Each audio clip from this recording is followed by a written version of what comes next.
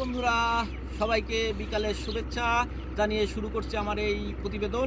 আপনারা এই প্রতিবেদনটি দেখবেন এবং সাবস্ক্রাইব করে আমাদের পাশে থাকবেন। দেখুন বন্ধুরা, আমরা এখন চলে আসছি চরাঞ্চল এলাকায়, যে এলাকাটি একদম নিস্তব্ধ একটা এরিয়া, যে এরিয়াতে এখনো মানুষের বসতি নেই বললেই চলে। এখানে হাজার হাজার বিঘা জমি, এখানে মানুষের যে বসত বাড়ি ভাঙ্গার জন্য যে সরকার এই ব্লক দিয়েছে, এখন আমাদের এই ভাঙন রোধ করছে। সরকারের এই কাজের জন্য আমরা সরকারকে আন্তরিকভাবে শুভেচ্ছা জানাচ্ছি এবং অভিনন্দন জানাই। আপনারা দেখেন আমার এই ভিডিওটি দেখতে পাচ্ছেন, এই এরিয়াটি হচ্ছে পদ্মা নদী। পদ্মা নদীর যে চর, ওই পাশটায় পদ্মা নদীর চর, এই পাশটায় মানুষের বসতি, চরের উপরও মানুষের বসতি আছে। আমরা আপনাদের ওখানে একদিন নিয়ে যাব। তো আমরা এখন দেখি বালি তুলতেছে, যে ডেজার দিয়ে উপরে বালি চলে যাচ্ছে, এখান থেকে ডেজার, এখান থেকে বালি উত্তোলন করে উপরে যাচ্ছে। এই বালিটা সারা ফরিদপুরে হচ্ছে, কাজে লাগতেছে।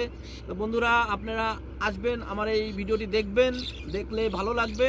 এই নিস্তব্ধ এরিয়ায় আপনারা আসবেন, আপনাদের মনের যে গহীনের যে অন্তঃস্থলের যে একটা বিষয়, এটা ভাবাবে আপনাকে। আপনি ভালো থাকবেন, সুস্থ থাকবেন। শুভকামনা সবার জন্য, আমার জন্য সবাই শুভকামনা করবেন। সাবস্ক্রাইব করে পাশে থাকবেন। ধন্যবাদ।